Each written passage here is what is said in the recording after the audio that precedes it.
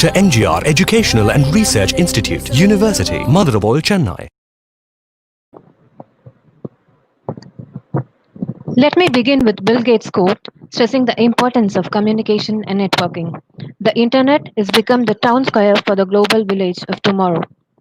A very warm welcome to the chiefest of today's event, Dr.Imran Shafique Ansari, Assistant Professor, James Watt School of Engineering, University of Glasgow, UK, and to all the academicians, scholars, and students from various other institutions. We have with us Professor S. Geeta Lakshmi, Vice Chancellor, Dr. S. Manivannan, Dean, Dr. A.R. Arunachalam, HOD, Department of CSE, of Dr.M.G.R. Educational and Research Institute, Chennai. I am Nandini Subramanian, Assistant Professor, Department of CSE. Dr. M.G.R. Educational and Research Institute will be hosting today's event. We live in an era of information technology for which networking is the key. 10 years ago, we wouldn't have dreamt of the speed of internet that we have today. This webinar, Free Space Optical Communication for 5G and Beyond, focuses on what the future beholds. Now, I would like to invite Dr. A.R. Arunachalam, HOD, Department of CSE, Phase 2, Dr. M.G.R. Educational and Research Institute, Chennai, to welcome the gathering. Thank you, ma'am. Am I visible, ma'am? Yes, sir, you are visible and your audio is good. Thanks, ma'am. So, very good afternoon to one and all present here. On behalf of Department of Computer Science, Dr. M.G.R. Educational Research Institute, Adayalampattu Phase 2 campus, I would like to welcome you all to this international webinar on free space optical communications for 5G and beyond. To start with, I wholeheartedly thank our Honorable President A.C. Arun Kumar Sir for approving us to conduct this international webinar today. And also, I really thank him for his enormous support in conducting a lot of activities through online mode. Next, I would like to welcome our Honorable Vice Chancellor, Madam Professor Dr. S. Geeta Lakshmi, who is an inspiring personality. She has been a role model, so definitely your presence adds more value to this event, ma'am. So thank you so much, ma'am, for accepting our invite to deliver the inaugural address. So we feel very much privileged and honored to welcome you to this international webinar. Next, I would like to welcome the eminent speaker of today's session, Dr. Imran Shafique Ansari, who is the Assistant Professor at James Watt School of Engineering, University of Glasgow, UK. So he has really vast experience, especially in free space optical communications. So thank you so much, sir, for accepting our invite to take this wonderful session. So your presence is definitely going to add more value to this today's event. Next, I would like to welcome the most energetic person of Phase 2 campus, Dean Dr. S. Manivannan sir, for delivering the Felicitation Address. And last but not least, I would like to welcome all the dignitaries, deans, HODs, faculty members, and students to this international webinar on free space optical communications for 5G and beyond. So as you all know, we have been using the smartphone at a greater aspect, and wireless communication now is always playing an important role. So due to the enormous growth of Internet of Things, and more number of smartphones are being used, and that puts the importance of large data requirement. Bandwidth is required, so that puts the importance of optical wireless communication into the picture. So where the optical communication is where the light carries the the data through the signal. Carries a signal. So so we are looking at now. We have been using 2G, 3G, and now we have been using the 4G network, and then now we are going to push forward to the 5G as well as beyond. So today's topic is definitely going to be a valuable session to all of you. So the speaker who's with us has a vast experience, and his research interest is mainly towards optical wireless communication, and especially towards free space optical communication. So I'm really proud to say that more than 1,200 participants have registered for this international webinar across various countries. So which puts how this today's event is definitely going to be. So I really wish all the participants to have a great session. So definitely there will be a great takeaway at the end of the day. So on behalf of the department and as well as on behalf of the university, I once again welcome all the participants as well as all the dignitaries on the studio for this international webinar on free space optical communications for 5G and beyond. So have a great session and have a great day too. Thank you, sir. May I now invite Professor Dr. S. Geetalakshmi, Vice Chancellor, Dr.M.G.R. Educational and Research Institute for the inaugural address. Thank you for inviting me for this session on optical frequency communication, and with Mr. Ansari from Glasgow. Welcome you on behalf of the Dr. M.G.R. University, I wish that this, as you know, and also thank our chairman and president for giving a free hand for our faculty to conduct such a kind of informative webinar, so that it is very informative and transformative also. So further, I would say, like, since we are using networking communication, which is all right now into how fast we want the communication is the now the question is how fast and how immediate we get all the communication without any delay. So here we have the optical frequency communication coming into play, and Mr. Ansari would elaborate on it, and also his experience and future research on the communication system, which has to be taken by all of us throughout the world, wherever we are, has to be also been taken into account in view of these communication facility, which is going to be going further and further into a new kind of transformation in communication technology. So I thank the Department of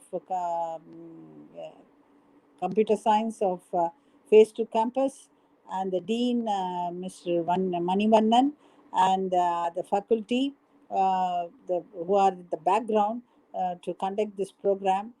Really, it would be informative, and I'll say it should be a transformative also, and getting many things going on in future in our institute. Thank you once again. Thank you so much for joining with us, ma'am. May I now invite Dr. S. Manivannan, Dean, Dr.M.G.R. Educational and Research Institute, Phase 2, for the Felicitation Address. Good evening to everyone. It's my pleasure in presenting Felicitation Address to this international webinar on free space optical communications for 5G and beyond, organized by Department of Computer Science of Dr. M.G.R. Educational and Research Institute, Adayalampattu Phase 2 campus. Hope this is the second successful international webinar by the department, and hearty appreciations to the department. I would like to thank our young, dynamic President, Engineer Thiru ACS Arun Kumar, for his valued permission to organize the event in a grand manner. It's my duty to reciprocate our gratitude to our eminent Vice Chancellor, Dr. S. Geetalakshmi, Madam. Madam, you are the real inspiration, true inspiration for all of us. We would strive hard to stand for your appreciation. Thank you, Madam, for joining us today. I thank our eminent speaker of the day, Dr.Imran Shafique Ansari from renowned International Institute, James Watt School of Engineering, Glasgow, UK, for his specialization in the field of optical wireless communications, free space optical communications, secure applications for 5G plus systems, and memos. The publication of our beloved speaker denotes his establishment in domain expertise and creates curiosity for the participants to follow. Obviously, the present pandemic has pointed the importance of good internet connectivity, and hopefully with the successful implementation of 5G will solve most of the issues. Present research in the field of free space optical communication will be the trending research domain for any communication aspirant.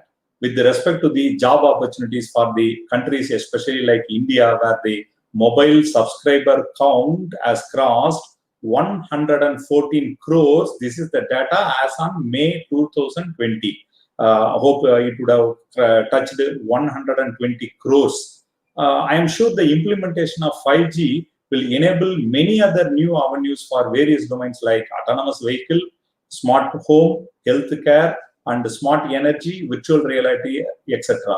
Hence, the implementation is going to certainly reshape the industry requirements and the evolution of Industry 4.0 norms in the immediate time.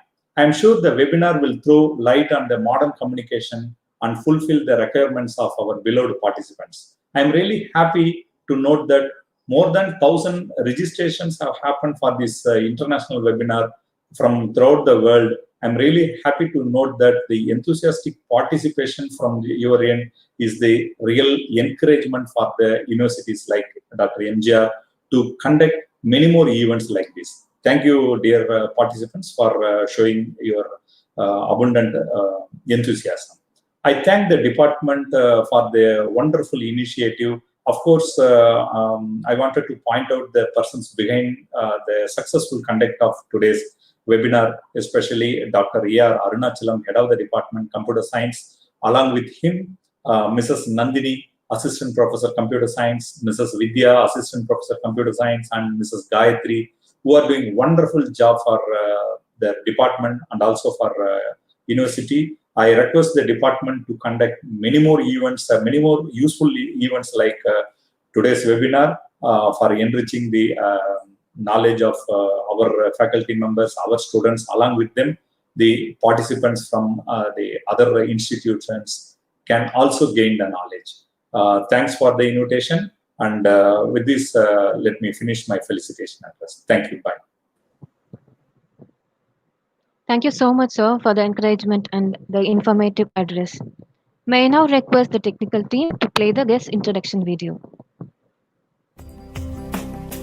Ladies and gentlemen, it gives me great pleasure in introducing our chief guest, Dr. Imran Shafique Ansari, Assistant Professor in James Watt School of Engineering, University of Glasgow, United Kingdom. His education qualification: Dr. Imran completed his BSc in King Fahd University of Petroleum and Minerals in the year 2009.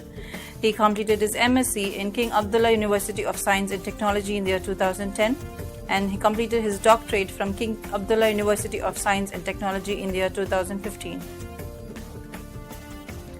His work experience: he started his career as a visiting scholar in Michigan State University, United States of America in the year 2010.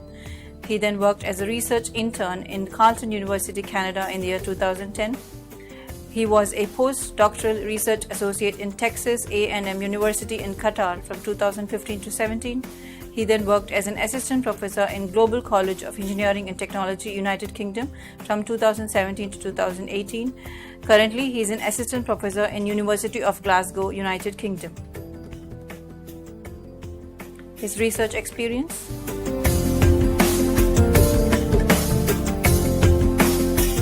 he's published over 70 publications in journal and conferences, over 28 article publications, over 20 conference proceedings, 1 PhD course supervision. He's organized over 5 workshops, and he has a grant in efficient spectrum utilization using mixed RF FSO technology for 2 years. His research interests: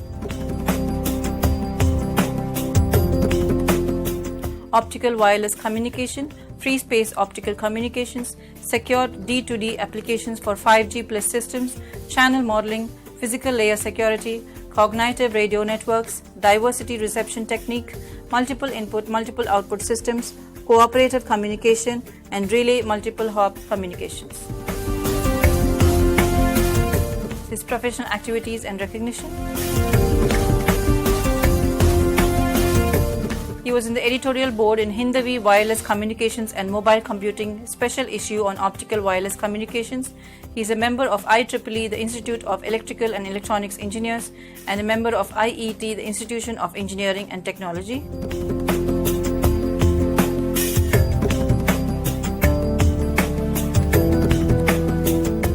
Dr. Imran has been affiliated with IEEE and IET since 2007, and he has served in various capacities. He is serving on the IEEE Communication Society Young Professionals Board since 2016.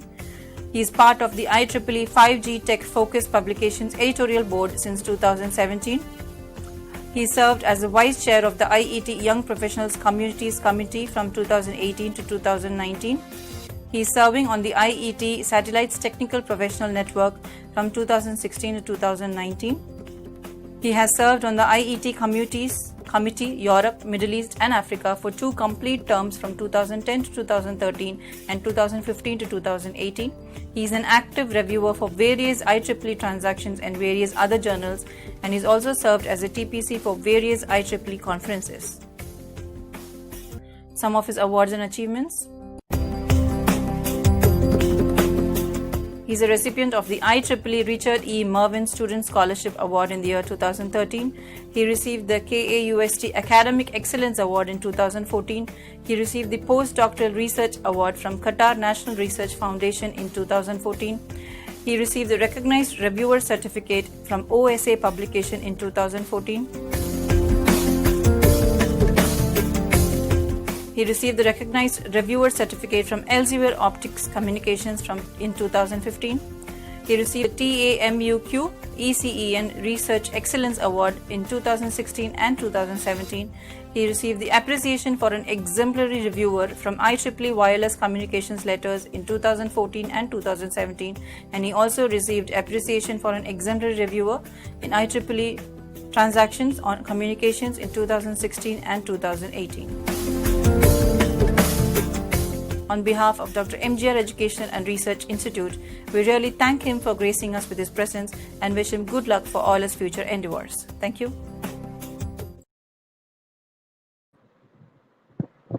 Thank you, technical team. We are indeed lucky to have a person of vast experience and knowledge amongst us. Thank you for accepting our invitation, sir. So before we march into the session, we have a note for the participants. We have a short questionnaire session at the end of the event. You can post away your questions, doubts in the comment section. And regarding your feedback form, the feedback form is available in the description box. It will be active from 4 p.m. to 6 p.m. The feedback form is already available in the description box. It will be active only by 4 p.m. up to 6 p.m. And regarding the certificates, it will reach you by a maximum of 3 days. Without further ado, may I request Dr. Imran Shafique Ansari to please take over the session and enrich us with his knowledge. Thank you very much. And I have to really admire and appreciate the introductory session that we have seen. I think it was amazing. I would like to thank everyone for their valuable invitation to invite me on this for this webinar. It's always my pleasure to speak and share whatever I have done.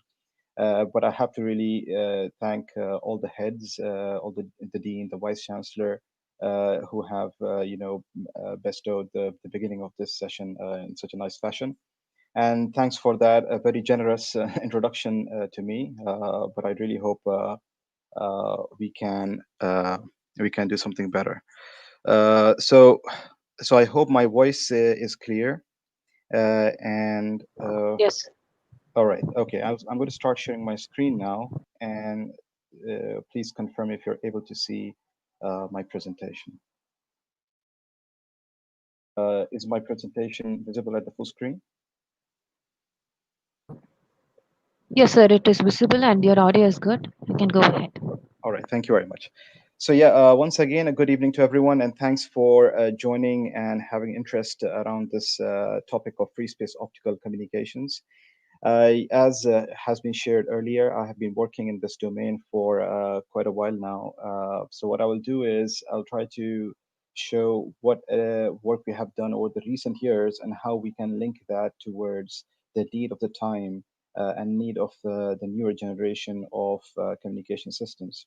As has been already heard multiple times, that given this current pandemic, we have faced the need of higher bandwidth, and more importantly, I feel also there is a need of secure connectivity. Yes, there are other different domains that the new generation of communication systems look into, but the two targets that I personally look into have been around bandwidth and security, and that will be kind of the focus of the talk, that how free space optical communications is able to tackle both these directions.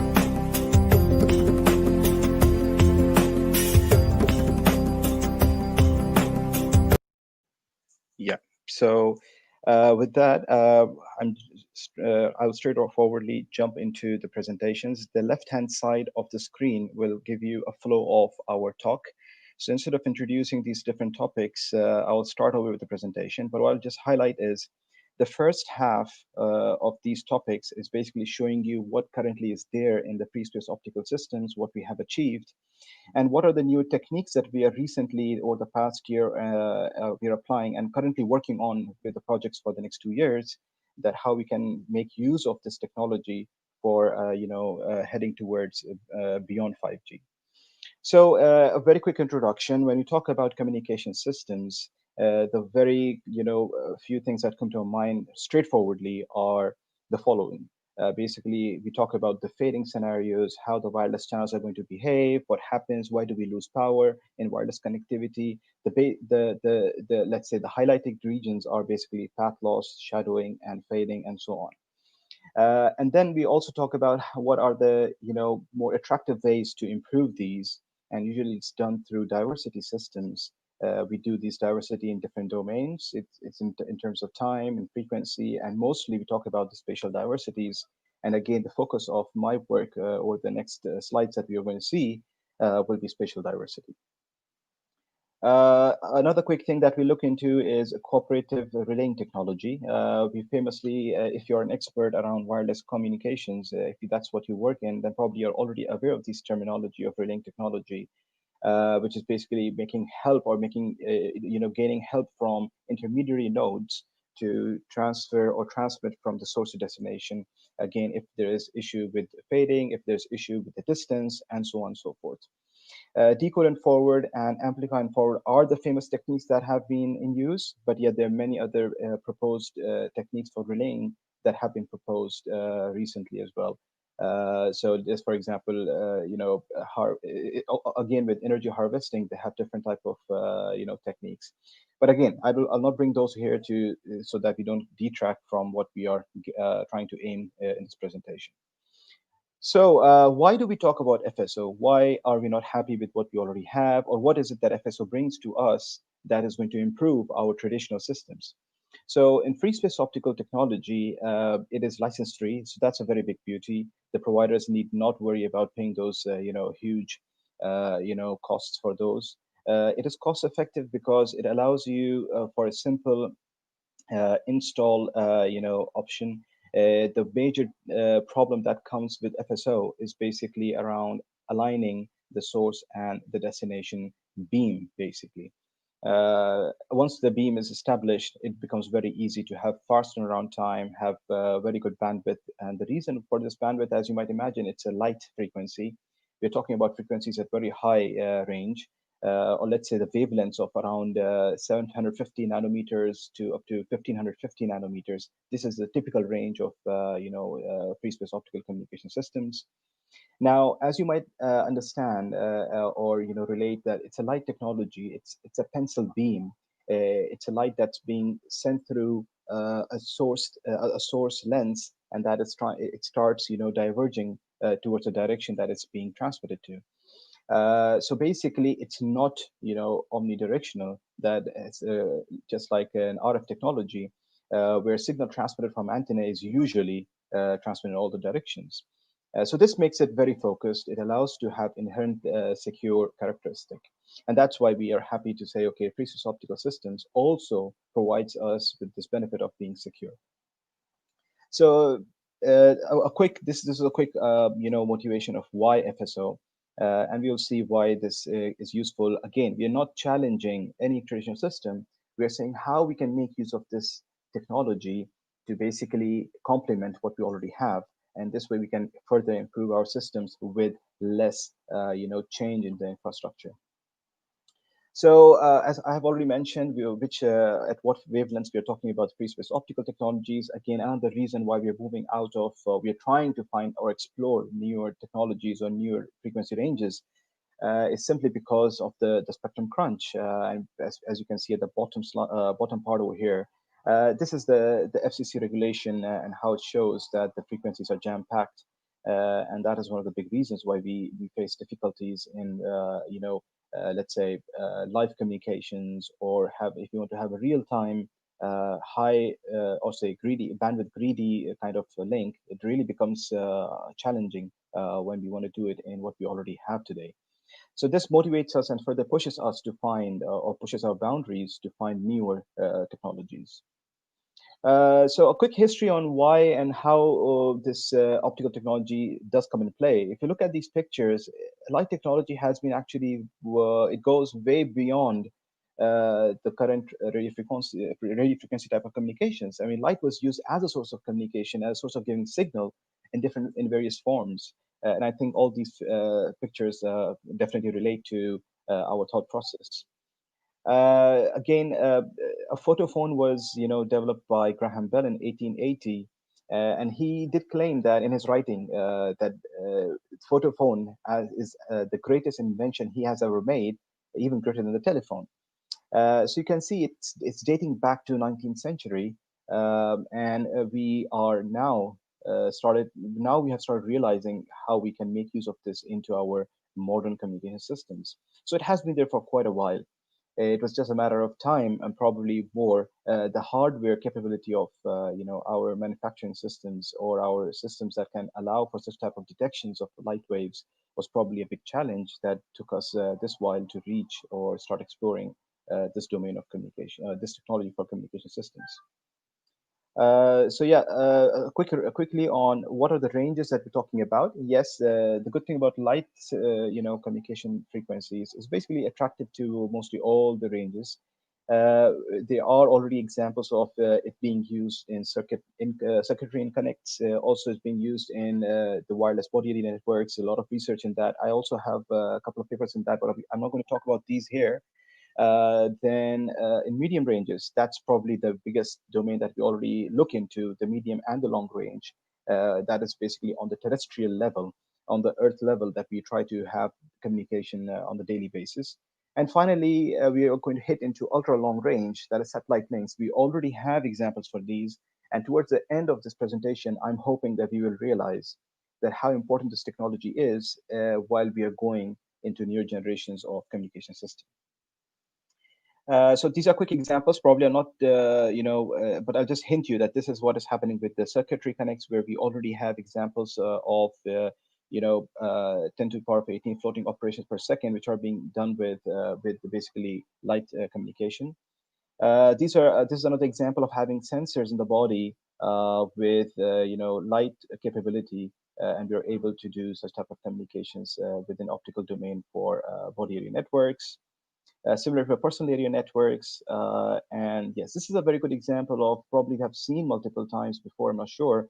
But I like this because it really gives us a modern look on how our, again, hopefully as soon as pandemic gets over, probably we're going to get into our meeting rooms, get into classrooms for teaching, get into our research labs. That's when we're going to see or we can explore that how our LEDs at the roof ceiling can be used as not only source of light, but also source of communication for our devices. And more importantly, there has been advancement of seeing this same LED as a source of wireless charging for us. So a lot of work is being done in this domain as well. There's already a standard in place that came, almost 10 years ago, which is 82.15.7, which is basically talking about these LEDs being used for short-range communications. Again, we can have a lot of medical applications for various, needs within hospitals. Again, this is a work that is in big progress. It's not yet established to 100% certainty, but there is a lot of scope in this direction as well. Another field that attracts me a lot, again, is the vehicular communication. And we see that there's a lot of research and a lot of focus going in this direction. We can make use of the headlights. We can make use of traffic lights. We can make use of so many, street lights. All these are or can be used as a source of information for us. Instead of relying on heavily on the 4G network or any sort of mobile network that we're using when we are on the move. Yes, this brings a big issue of mobility. Again, it also brings an issue of angular communication with light. Again, if we are going out of the divergence region, it brings the issue of the population or number of cars in a given intersection and so on. So these are the critical things that are going into research to see how we can have optical vehicular networks. This is another very important thing that we all need to probably be aware of, that how the optical technology can also help the underwater communications. Again, it's also at the surface, which is still easier. But as soon as we start to dive in under the water, we start having issues with the density of the water, the salinity levels, the bubble levels, and also the communication underwater basically also gets affected by the direction or the angular direction of the communicating link with the light. So if you have vertically straightforward downwards, it's easier. But as soon as you start having angular communication, the reflection or the refractive properties underwater start kicking in, and that really becomes a challenge to deal with. I have another student that who is working on this domain. We have it took us some time to evaluate a system underwater, but by last week we were able to get some good results. Hopefully, when it's going to publish soon, we'll try to publish that, and hopefully that'll be a good result to be seen by the community. So it is a challenge. It is a challenge. Again, this is quick for probably more of a military applications, but I'm going to jump through these.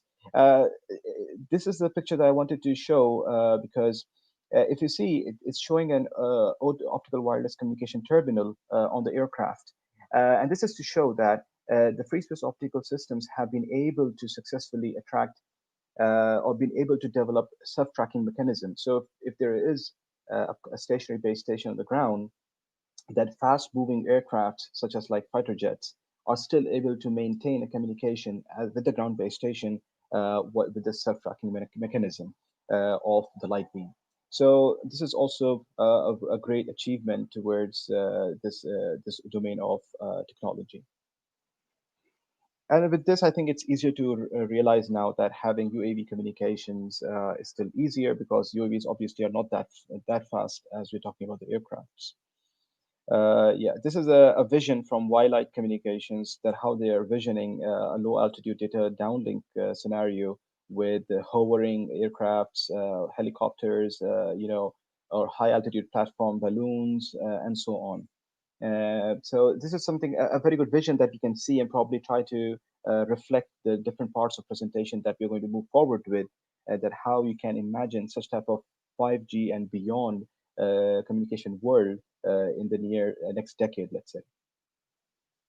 Probably a final example on how we are doing in space. These are the live examples that have already, happened. For example, the German TerraStar X, they already have a link at a distance of 5,500 kilometers away from the Earth. And they are able to achieve a rate of 5.5 gigabits per second. And it's not so new, it's probably more than a decade ago.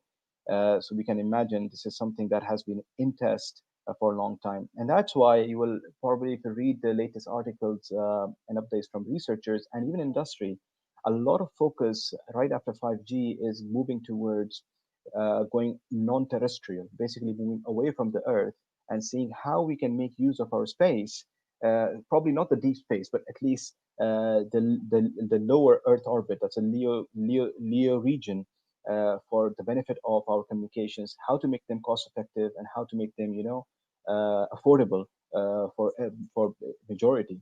And probably that also sounds or reflects with, I have heard news that there are some universities, even in the subcontinent or even other parts in Europe as well, where the universities have their own personal CubeSats, which are probably 1 by 1 by 1 meter cube, or even 10 by up to 10 by 10 by 10 cube meter. They have sent their personal satellites out in the early LEO orbits to establish such communication links. So again, there's a lot of work happening there. So we want to see that how we can establish or use the optical wireless technology to have this type of CubeSat or lower orbit satellite communications. Another example that came in 2013. You can see it's between Earth and the Moon at 622 megabits per second. Probably that does not attract much, but what you have to realize is that yes, we're able to establish such a huge, hardware-based link with the Moon, which has also been in run since 2013. And you can see on the right-hand side that this is a NASA, transmitter system from the Earth, and you can imagine how big that is. Obviously, to encounter or be able to hold the transmission of such high power beams with such huge lenses. So yeah, I think I've already gave a quick introduction about the space part. These are some news experts that have taken place over the past, 6-7 years. Talks about internet through light bulb. High traders have been using lasers as free space optical communication systems for their trading, business. Stocks. Facebook had a project that came, probably in 2013 or 14 that they launched. They wanted to have this kind of connectivity through these nice aircrafts that will be enabled with free space optical technology. There are a lot of hiccups that probably didn't went through, but still I think it's in the talk to happen hopefully sometime soon. These were the visions that people thought of, achieving 100 gigabits per second with light-based technology. Again, there's a lot of work happening in towards this direction. Hopefully, we're going to achieve that, in the near future. Probably one last example of having a light technology in supermarkets. This is a live example that already have happened in France, where the shoppers were allowed to have their own, do self-shopping basically, and self-checkout all through using, light technology. And obviously they had a smartphone app that allowed them to do so. This is how it looks like in the real world when you have free space optical, installations. These are the simple transceiver systems, could be with single lens or multiple lenses to, signify a single input, single output kind of system, or multiple input, multiple output, or any other formation. And we're going to talk about these in the coming slides. So let's jump on with these examples. Hopefully this motivates you and gives you a bigger picture on where we are standing at the global level and what we actually want to achieve with such type of technology. In a very simple form, it's nothing but you get a data that is converted into optical pulses. It's step number one. Step number two allows it to be projected through the laser beam towards the receiver. It diverges and goes and is being detected by the receiver. And in step number three, through the receiver lenses, and basically gets down converted or converted back to the electrical domain. Another beauty that we must highlight about the FS link is basically it is a reversible link. You can easily have a full duplex communication without worrying about the self-interferences that are a big concern when we talk about radio frequency communications. A big problem that we face when we talk about free space optical communications is basically the turbulence. So turbulence is kind of it's a relatively synonymous term with fading, as we know from the radio frequencies. And these turbulence cells, basically in the atmosphere, they affect the light beam. So basically, yes, there's a divergence, but also the loss in the power is not only by the path loss, but it's also caused due to these different eddies or different cells in the atmosphere. And again, the formation of these cells is obviously backed up by a lot of weather conditions or any other sorts of reasons. But this is the main cause of the problem. And the major idea, or let's say the major projection of our work has been how to deal with these and still be able to get an acceptable performance at the receiver. The other bit that really causes a problem is basically pointing error, but I'll come to that. Before that, just I wanted to highlight that this is how it's looking like. So if you see on the left-hand side, at the transmitted beam, you can see as soon as the beam has transmitted from the source, it is a point beam or a pencil beam. But obviously, as we're imagining, over the time, by the time it reaches a receiver, it's going to be divergent. So as it gets diverging in its movement, in its transmission, you can imagine that power that was here at a small pencil beam or dot has been spread over a bigger surface. So you can imagine the receiver needs to really receive all of them to be in 100% sync or have a good performance. But the moment you start having deception, or the moment you start having misalignment between the source and the receiver, you will realize that the whole plane of the signal or the light has not reached the receiver because some might go out and that is lost and that is the source of lower received power at the receiver, and that's what starts devaluing or losing the performance of our free space optical systems. So in an ideal world, what we want is basically to have such type of receiver at circle B, and that is able to receive all the light in perfect sync, but that is usually not the reality. And what happens is basically we start seeing movements of our devices or transfer systems. It could be at the source or even the receiver system, and then the beam starts diverging away in a different direction, and then there's a loss of certain power at the receiver end. So I'm not going to read through this text, but the whole idea here is to highlight a parameter called psi, which is basically a parameter that signifies or represents the pointing error, that is a misalignment. And there's another thing that we have worked initially was, so the free space optical receivers have famously two detection type of techniques, that is heterodyne detection, and there's something called intensity modulation direct detection. Both of them they operate very differently, and they both have their own pros and cons. Probably that's not, so our focus over here is not to talk about detection techniques, so I'm not focusing on that and spending time, but if there's a question, always I can answer later on. But the whole point here is to understand that we have unified our work, irrespective of what type of detection we're using with our parameter.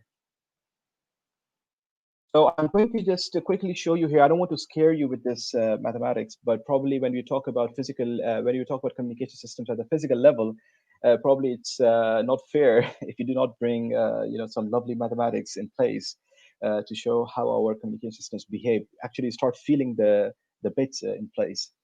So I'll do my best, and I promise not to scare more than this. But whole idea here to show was most of our work has been around a channel model, which is quite generalized, which is known as Malaga, or we simply say M channel model.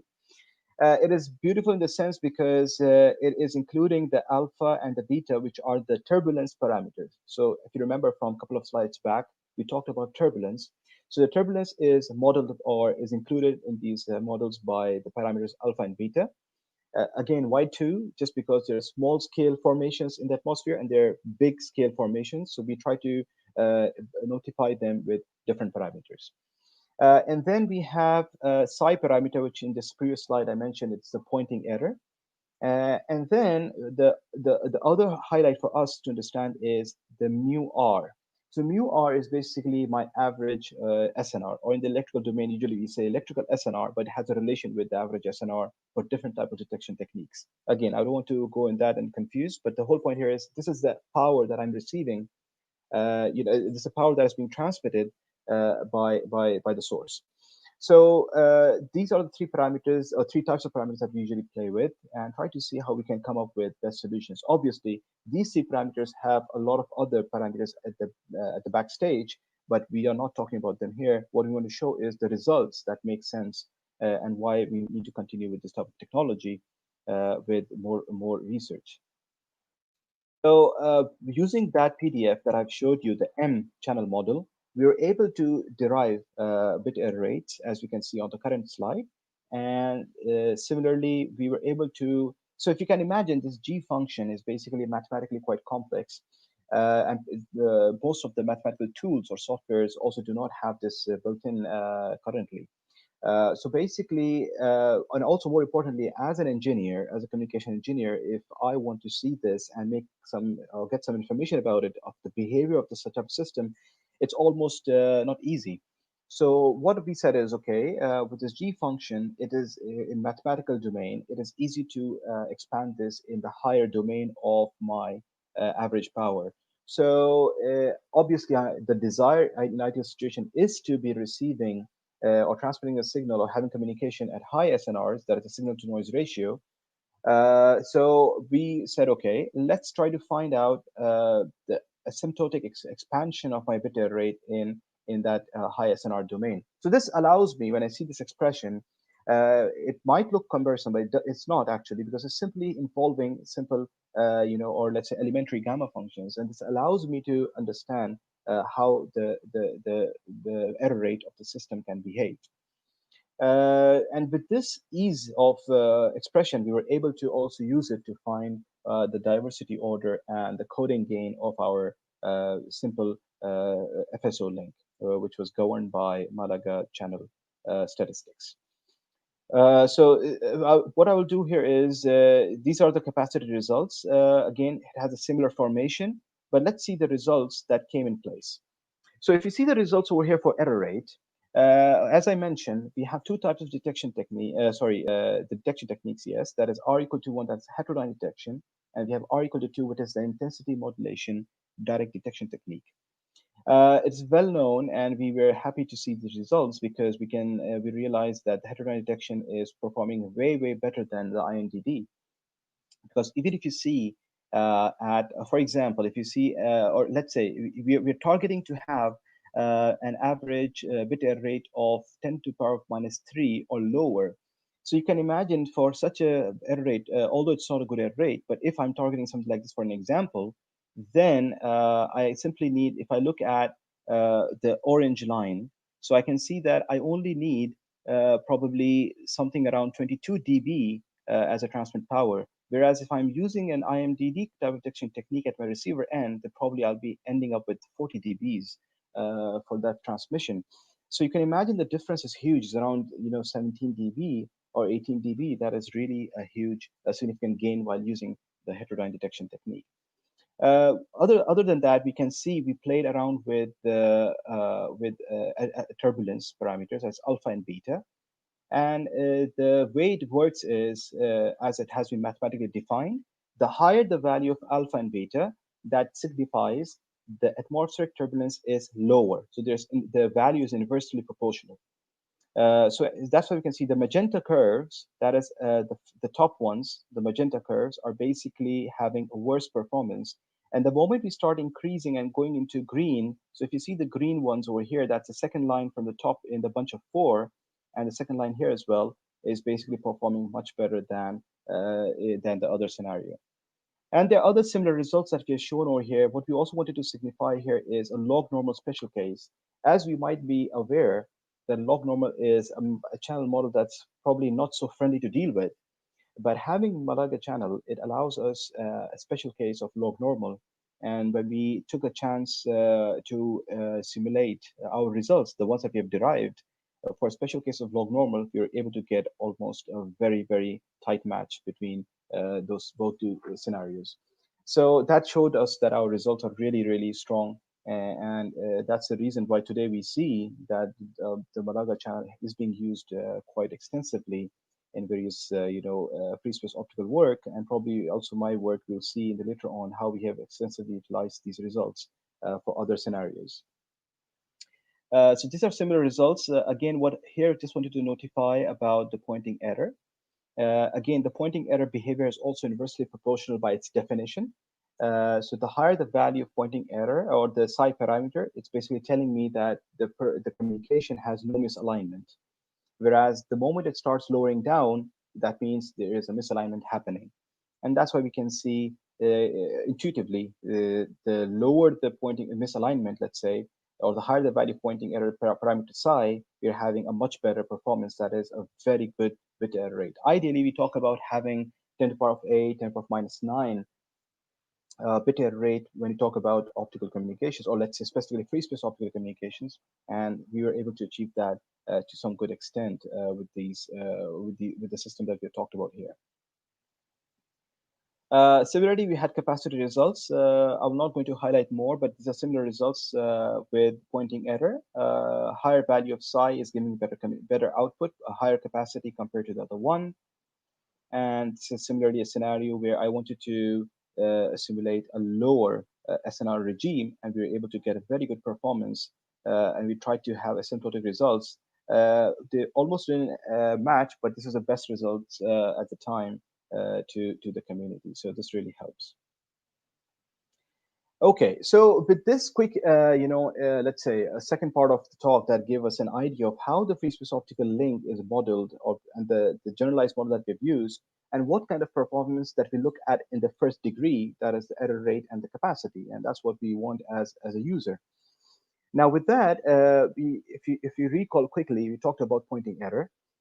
So pointing error is very tricky because pointing error could be in 4 different types or 4 different domains. So what it means is if you have a plane of X and Y axis, if your misalignment is only at the X axis, it is simply very easy. And usually that's modeled by a Rayleigh model, which I have used in the previous slides that I've already talked about. The moment you start having movement of the misalignment in X and Y axis, so basically that starts making it complex. And in that case, it's known as non-zero bore side pointing error. And this is usually modeled by another complex, channel model, which is called Reichen model. So this is the work that talks about this. So there are 2 other different types of pointing errors, which is when you start having the movement of your misalignment on one of the axes. For example, you have movement on x-axis, but for the y-axis, the movement is happening in multiple directions, close to the y-axis. Whereas the most general case will be where you start having movement of your misalignment in the whole 2D plane.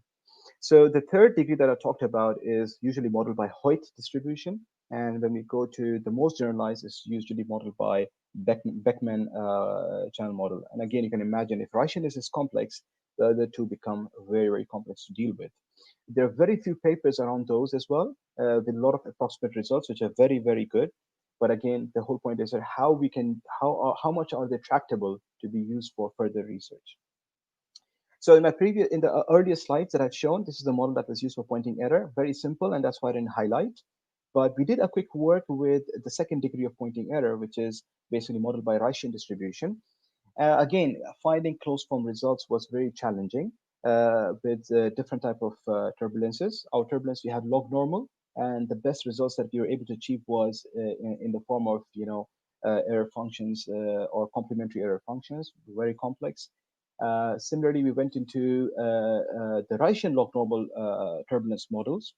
And the only way we were able to, at that time, get good results was with the help of moment generation, or let's say moments. So we used moments to get our results for basically such type of channel models for different performance. And these moments allowed us to at least able to derive results for capacity.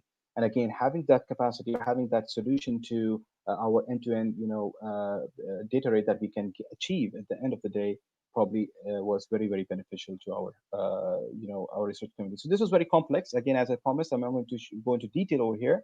But what I want to highlight here is these results. So this is a result for a log normal turbulence scenario. S is the parameter for the log normal channel model in our case. And we can see that the moment I start playing with the variance or the standard deviation of my log normal distribution, the moment it starts getting higher, it starts giving me better results. And similarly for the pointing error, as you have seen before, the behavior is still in line. The higher we go with the psi parameter, the results are really good. So this shows a very quick example of what happens with log normal scenario. And same thing would happen to the Reichen log normal scenario in this case. Again, I'm not going to go into more detail. It's a similar result, not much difference, but it assures that it's working for complex scenarios as well. So I'm going to jump from here into a more complementary type of idea that we initiated earlier on. Why are we talking about FSO, and why do we want to just have FSO, or does it make more sense to have complementary scenario?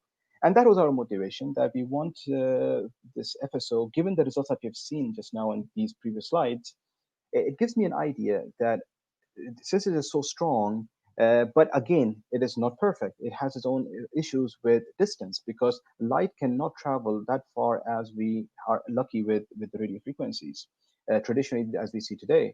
So that's a big hurdle for us. So to overcome that, instead of saying only FSO, it makes more sense to multiplex them together. So RF probably is lower on the bandwidth side or the pipeline side that we have, whereas FSO has a fat pipe to carry that amount of data. So when we have FSO complemented with RF, probably we can have multiplex multiple RF data coming in, and that can be multiplexed into a single FSO pipeline. Also, it bridges the connectivity gap by having FSO as the backbone or as a replica or as a replaceable thing to the fibers, whereas the end users still get a chance to be connected to the network the way they used to before. Obviously, it's a huge economic burden to dig up the brown field to install the fibers, in different places in the world, but they don't have fibers currently. So probably having the FSO, which is very much cost-effective compared to fibers, easy to maintain and easy to redeploy, it gives all a win-win situation to get FSO. Obviously, the biggest challenge is the turbulence that we are already trying to tackle through all our research in this recent times. So basically, the FSO will, avoid the bottleneck situations with the first base station that the end users face, with heavy communication load. Probably having FSO will make it faster and easier for the communication systems. Yeah, so I think with that, this is a very quick glimpse of what we visioned, around 4 or 5 years back.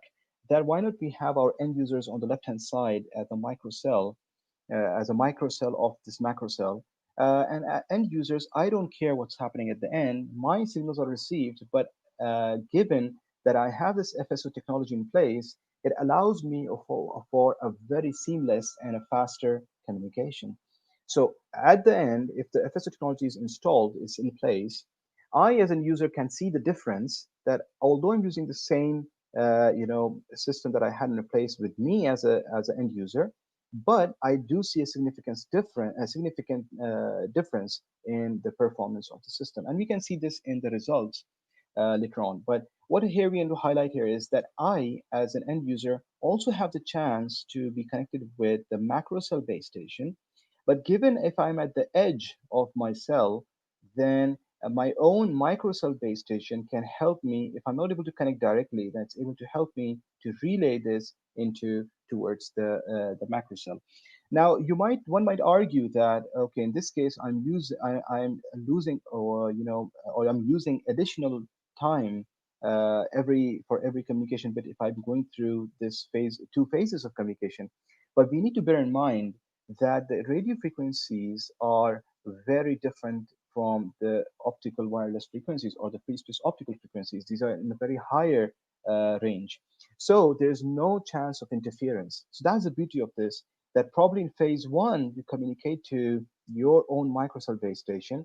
But in the phase two, when the FSO starts transmitting, in the phase two, simultaneously, you will start sending, the end users will start sending their second set of data. So in this way, it will become a continuous process, and then thereby not having the so-called implementation of delay or using up double the time for every communication, scenario. So there was some mathematical work in this, obviously involved. The results here are very nice. You see. So if we are talking about only having a direct link from the source to destination with our traditional RF systems, we can see this is the blue line as a performance that we get. Okay. But the moment we start having this type of mixed scenario where we have the FSO technology in place as a complementary solution to my current system, then I see a huge difference in the performance. Okay. So the only thing that I can highlight, I would like to definitely highlight here is, for example, at 40 dB, you can see I'm only able to get a 10 to the power of -5, let's say at best, performance with the radio frequency technology. Whereas the moment I start having the FSO technology in place as a complementary solution, I can reach easily somewhere between 10 to the power of -7 to 10 to the power of -8. So you can see the performance is almost, if not doubling, that almost just there, just right around the corner. So that's a huge difference that we're talking about. And probably this is a focus that we need to understand, that why we need to complement the free space optical technology with traditional systems. This is another example of similar domain. Again, it's showing the same results, but probably for a different type of relaying technique that we had used. Again, it's a lot of mathematics. Just didn't want to scare you more, but what I'll do here is we also try to have multiple multiple streams of data coming in at the free space optical receiver at the macrocell base station, and we can see we applied the spatial diversity as I promised earlier in the introduction, which is one of the techniques is known as maximal ratio combining. That is wherein we try to combine all the received signals irrespective of their received power or threshold. And we see that compared to the blue line, which is the direct radio frequency link, we are still getting a very, very good performance. So this is just quickly to highlight that yes, having the free space optical technology in conjunction with the radio frequencies really makes a huge difference. Again, the same thing in the capacity. In lieu of time, probably what I will do here is I will just skip the cognitive part, but I'll jump into spatial, just give quick glimpse. There's no results in here, but just to give you an idea, if you focus or move into working into this, the scenario how it's developed with multiple input or single output and MIMO is basically in this scenario. Every link will start having its own lens. So this is an easier scenario, but if you look at the next one, so you have four lenses at the transmitter side and you have four lenses at the receiver side. And you can imagine that let's say the lens one from the transmitter, when it transmits, it can be received with different powers depending on the divergence of its beam at the four different lenses of receiver. So each lens from the transmitter will be received, or the beam from each lens of transmitter will be received by each lens at the receiver. So you can imagine the amount of multiplexing that, or let's say the multiple input, multiple output, system coming in place that will really help with a lot of, let's say, improvement in the performance. So this is another field that we want to see and look into, that how far can we go with these lenses and how far we can harness that power or the SNR to get the best performance. So this is another quick glimpse of similar to what we had talked about earlier. So now I want to move on beyond the FSO that we have seen traditionally over the recent years. So by now we have talked about different how FSO behaves, how we can complement it with RF, and what it can bring to us with the spatial system in spatial scenarios like MIMO or MISO. Now we want to see going towards beyond this traditional type of performance, what can we do more to make the system better? And one of the things that we looked into was link adaptation. So if you look at the system model, over here we have our primary link as free space optical technology from the source to destination. And we are also having our RF FSO relay hop, where the first hop is RF and obviously second hop is the free space optical. So this is our basically secondary link. So what we are saying here is we came up with, or we proposed two different types of thresholds for adaptation of link, which link to take, basically. So this is the adaptation algorithm that we have designed over here. A very simple case of single threshold is basically if any time my primary link FSO has a higher threshold than has a higher value than the set threshold of the FSO link, then it's very obvious I continue transmitting through the FSO link. But the moment I see that the RF threshold value has gone beyond the threshold of the total RF FSO link, and I can see the secondary FSO link has also a higher value than the threshold for the mixed RF FSO relay link, then we are going to change to the RF FSO link. Else, if both of these fail, obviously we are in outage, there's no point in communicating. So probably this was very simple, straightforward. What we want to see is a dual threshold, which we were very fond of, is basically we set two different threshold values.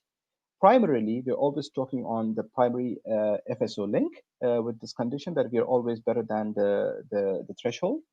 The moment we start going below the threshold for this primary FSO link, and we have a chance of having the RF link and the secondary FSO link from the relay branch better than the thresholds, then we switch to the secondary, that's the relay link, that's a RF FSO link. And we keep checking ourselves, obviously, but now when we are in this threshold state, at any given point, if my primary link still comes back above the lower threshold, okay, we are not going to come back to the primary link. We still stay there. We keep waiting for it to reach the second threshold, that's the upper bound or the upper threshold for the system. So once this primary link comes back to the second threshold level, that's only when we are going to return back to our primary link, and so on. So basically, that was just a quick, let's say, proposed algorithm that we put in place, and then we can realize how the outage is going to work from both the scenarios. I think that's still quite straightforward. So this is a quick algorithm on that. It's simply translating what was there in the state diagram. So with that adaptation, we also had some work that where we did adaptations with in the power domain and also with in the power domain. So again, if there's a discussion to be done in that way, we can also do that later on. This is, apart from adaptation, I'm going to look into now three different, let's say, directions that we are working on currently. And all these three directions are leading us to the things that we have discussed before, bandwidth and security, that is going towards the new generations. I'm going to show quick results on these three, system model and results, so we can probably understand how it's behaving. But before I go into the bandwidth and security, there's another domain that I want to quickly touch on, which is the underwater optical communications.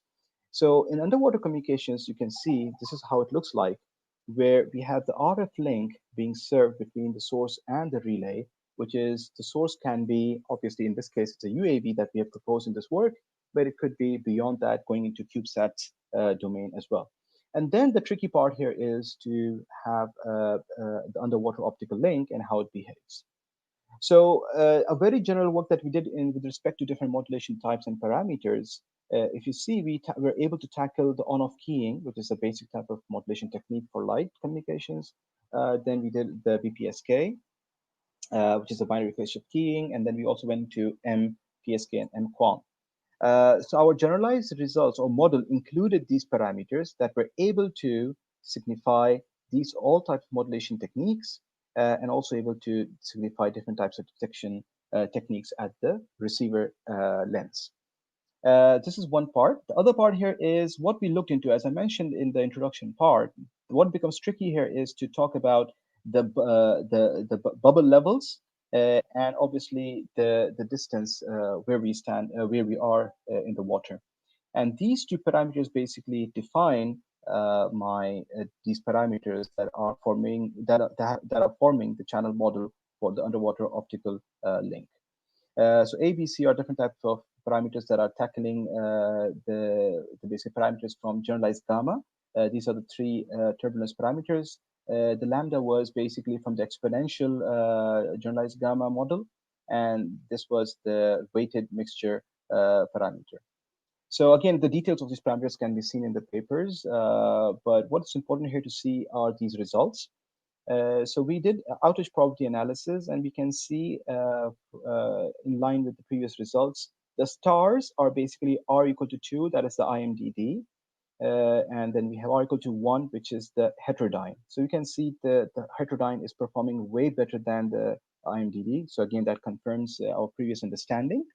But more importantly, we can see the RF channel, that's the UAV to the relay on the surface of the water, was modeled by Nakagami M channel model. And we can see the moment we start increasing or reducing the effects of the M parameter on the RF signal, we start seeing a very good performance over here. Similar analysis we did for comparing the fixed gain relay and the variable gain relay of the ship or of the seawater basically vehicle on the surface of water, and we saw that the fixed gain performs way better than the variable gain. Again, this is for the parameters that we see over here for bubbles and the salinity level. One quick result demonstration over here for different type of modulation techniques, as I had shown in the table. So we were able to simulate for BPSK, 16 QAM, and 16 PSK. And we can see over here the triangles basically is giving us a BPSK, and as expected, it's a binary system, so it's expected to perform way better.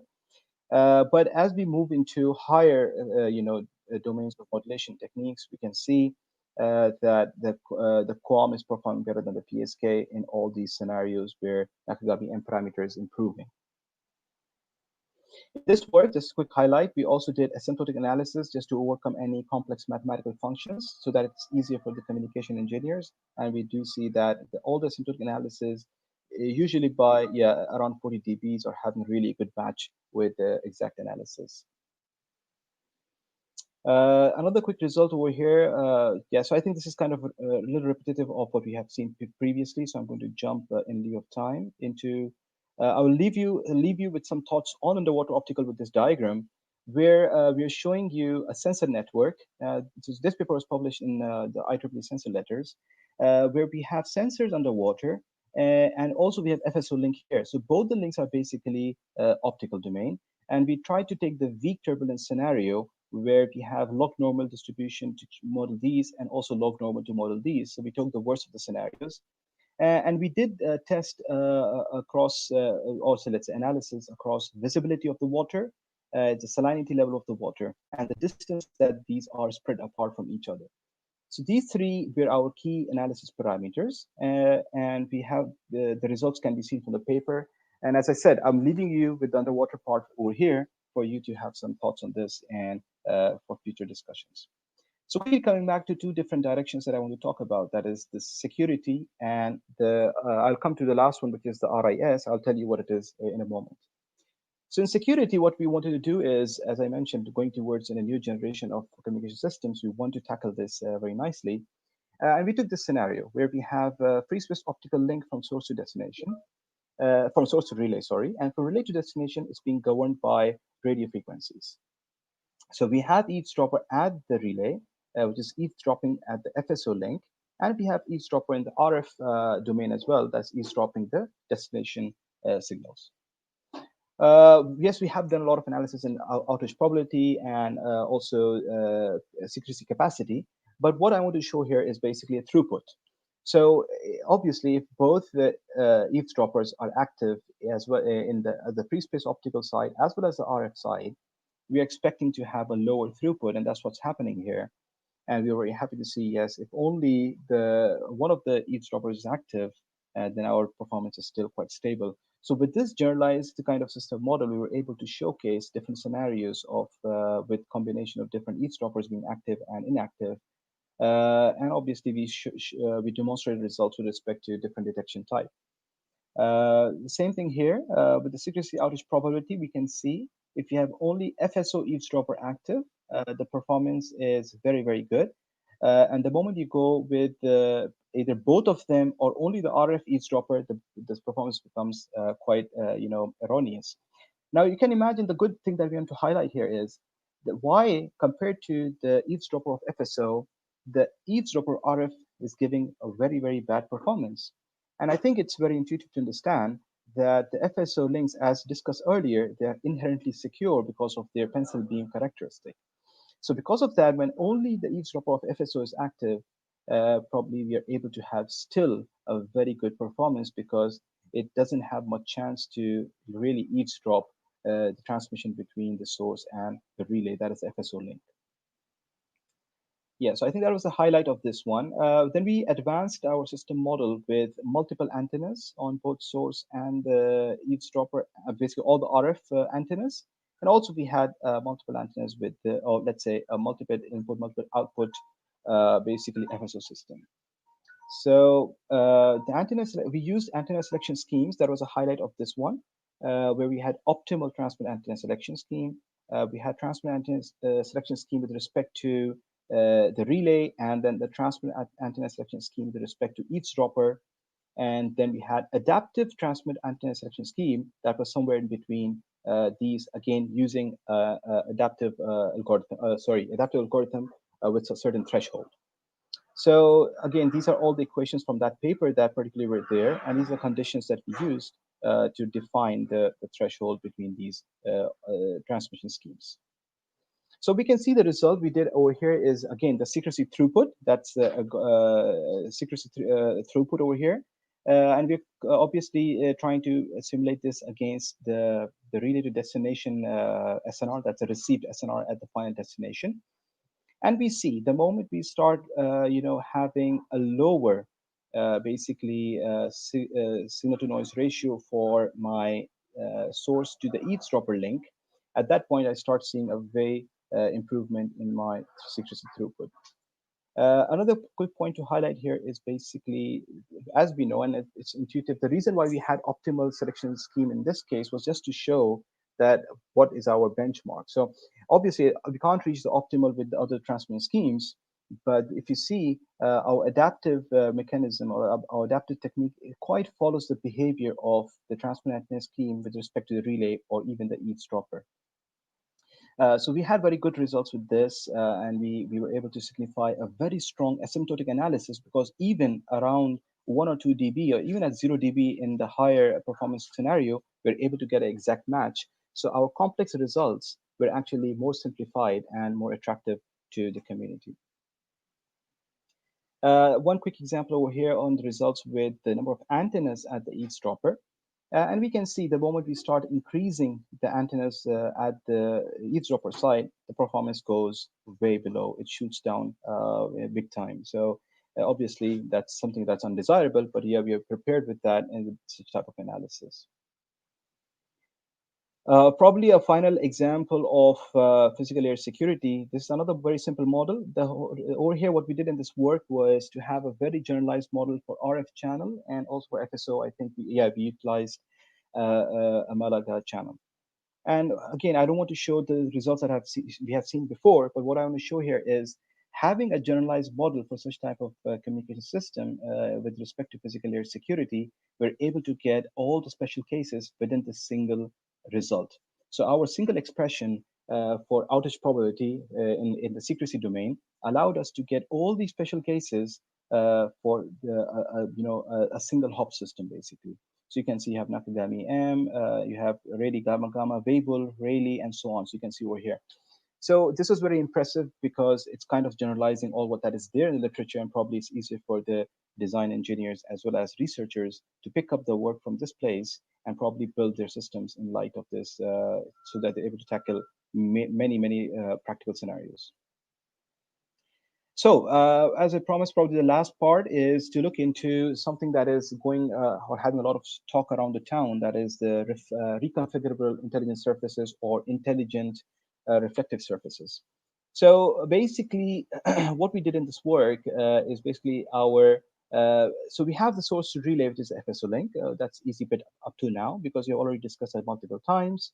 We have relay to another, we have a relay which is basically equipped with reconfigurable intelligent surface. And that allows us to send our basic transmission to the destination. So having this reconfigurable surface is really giving us a very good improvement. And we can see over here. Basically, our proposed system is basically these two curves, whereas our traditional mixed FSO RF system that we have seen up till now is basically performing and reaching a floor of very low, basically 10 to the minus 3, even by 60 dB, and for another case by 70 dB. But if you see the proposed system with the reconfigurable surfaces, it's allowing us to continue our improvement in our communication system in such type of system model. So as we have discussed before, the alpha and beta are giving me the turbulence values, and the psi is giving me the pointing error status. So we can discuss these also more in detail later on, but this is just to give you a hint that yes, even the new notion of IRS or the RIS is really powerful. That is probably becoming the need of the time, and also probably become part of the newer generation of communication systems. And again, this is another example of proposed system with higher number of n was one of the parameters over there to signify basically how many units do you have within that reconfigurable surface, and that gives us a very good improvement in the system as well. So with all this, fast forward talk, probably I can just jump into something that I'm very excited for the next decade. Hopefully, we are all around beyond this pandemic to see, is to go into such type of scenario. Basically, we are somewhere, in this part of the world, but we want to target to reach the CubeSats. And as I've already mentioned earlier on, the CubeSats are the attraction. This is the talk, basically many companies, industries heavily investing in there. And India is doing great in satellite technology. I mean, I follow that very closely. So why not have such type of, something that we can do on this direction? So all that we have seen in this presentation still links. It is basically forming a foundation towards establishing a satellite communication. Again, we can do that with what is already there by bringing in the FSO technology, high laser beams, and very nicely, again, a food for thought is basically how can we use this light technology also for energy harvesting solutions for these CubeSats? Because CubeSats out there, again, if they are such small in size, what happens to how do they power themselves? So yes, they're solar powered, but if you talk about lower orbits, they start hiding themselves from the sunlight very quickly because they're moving very fast around the Earth. Their orbit time is very low compared to a 24 hours daytime, and so they get very short glimpses of sunlight. So why could there be a mechanism with the help of optical technology so that they start self-charging themselves? They have some type. So we need to think of these things and see how we can, contribute towards the next generation. And obviously, we can go into deep space, think about millimeter waves, think about LEO satellites. What about we go into GEO? That is basically the mostly used orbit again. But yeah, when we do all this advancements in the side of the communication systems, we always need to vary about the debris. Obviously, there's a lot of debris out there. There's a lot of talk about that as well. So we need to really find the right balance of where do you want to hit in the space. Do you really want to go to GEO, or are we happy with the LEO, traditional LEO system? Do you want to just fill up our CubeSat domain completely? Again, that's another topic that we need to be really focused on, how we can contribute there. So yeah, that's a deep space exploration into different planets, moons, and so on. All of this can be thought of with the help of free space optical communications. So with this, I'm going to summarize. Basically, we talked about FSO links, a very generalized model of known as Malaga. We saw what we can do with that with the simple mathematical expressions, the results, how they look like.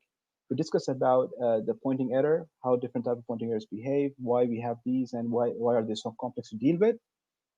And then we motivated ourselves to have free space optical communication as a complementary technology to what we already have in place today. We kind of jumped over the cognitive radio. Again, cognitive radio is something very good that we have seen, but it has not been so successful or too attractive because cognitive radio technology itself becomes a secondary network. And then you start having FS technology. It was really challenging to get good results. It is doable, but the results were not so attractive. And that's why we kind of, jumped over that. Then we talked about some link adaptation, again, channel coding and power control, how we're adapting between different links based on a two type of dual threshold system, basically.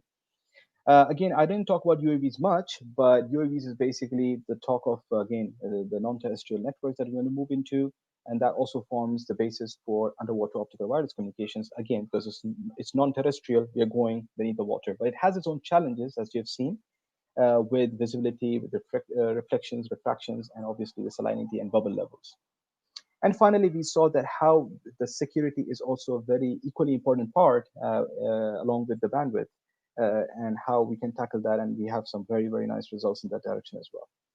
And finally, we saw that what can this new notion of reflective surfaces and intelligent surfaces can do to us, to the FSO technology, and how much improvement we can get.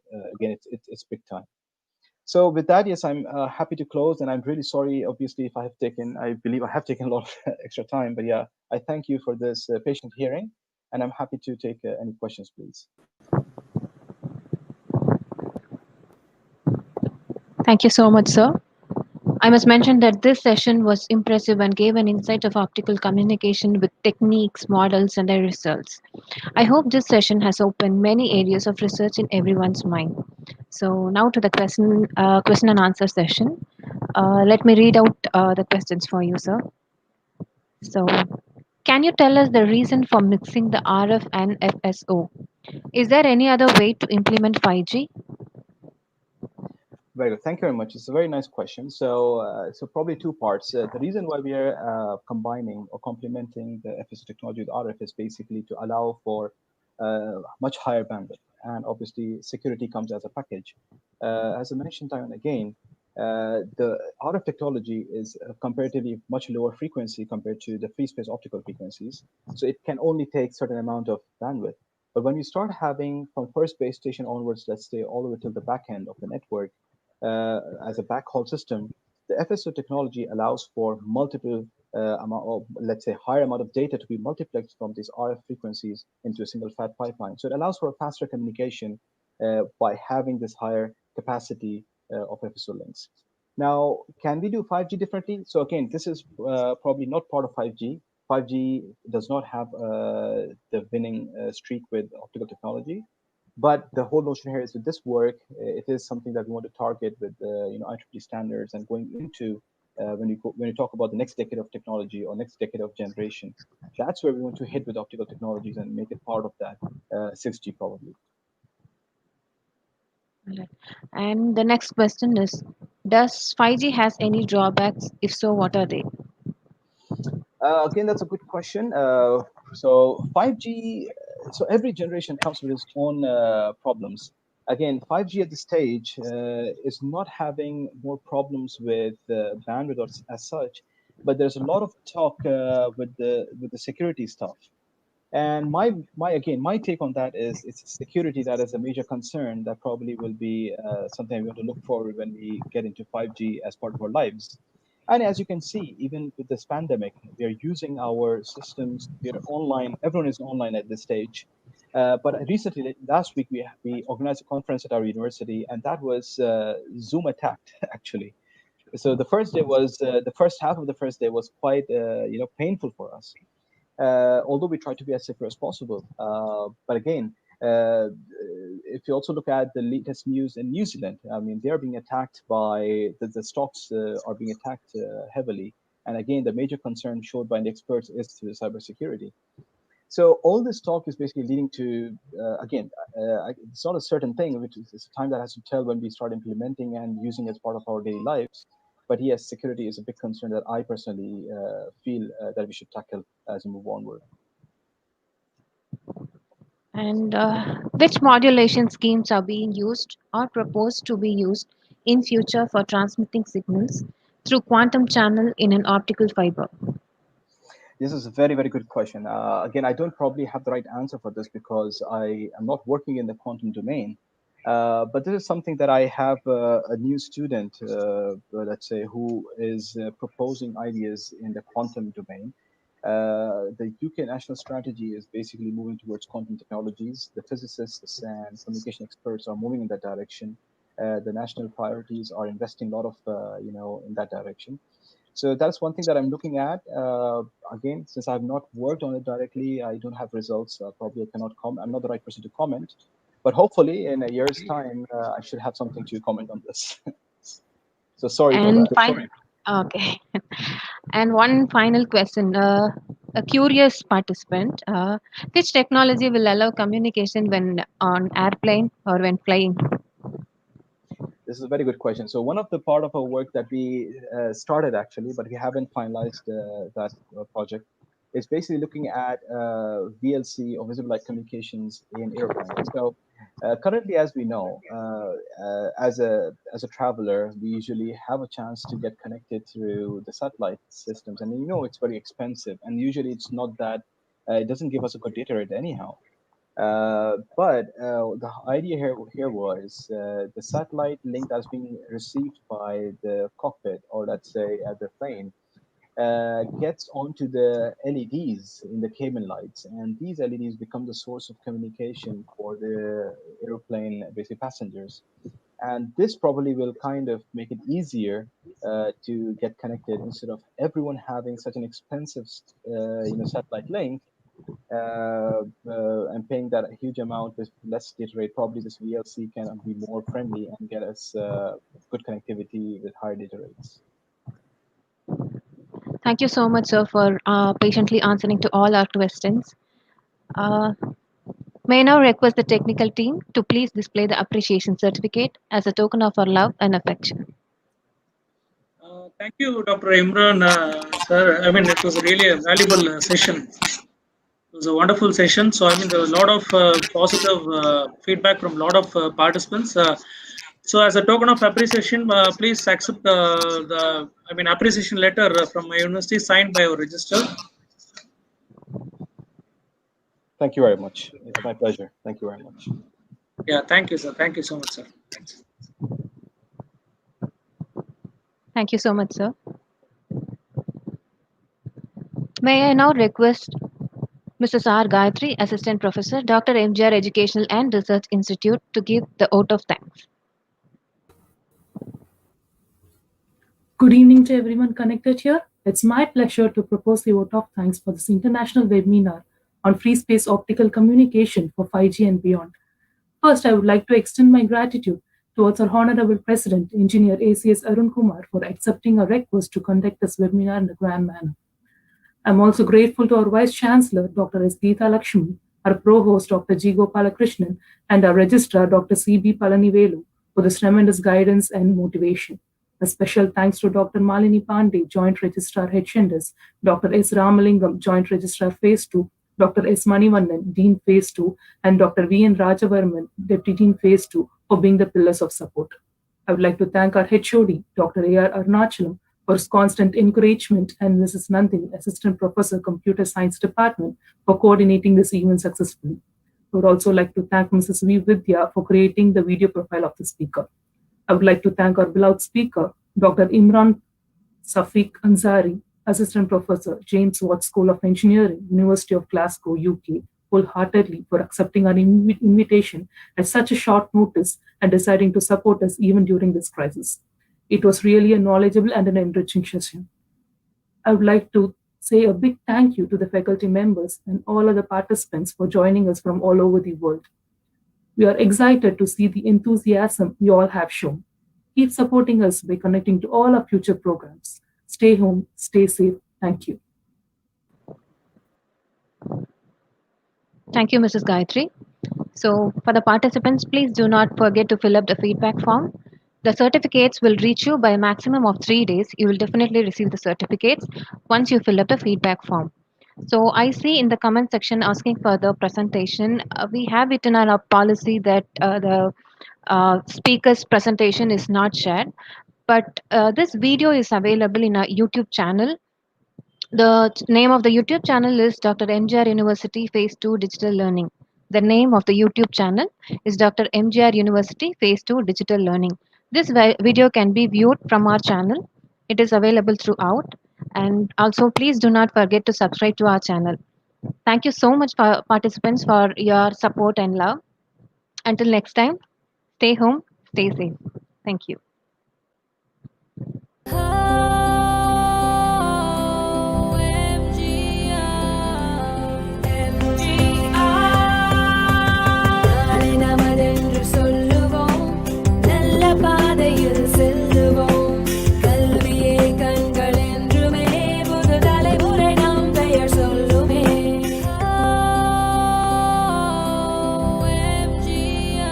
Dr.M.G.R.Educational and Research Institute, University, Motherable, Chennai.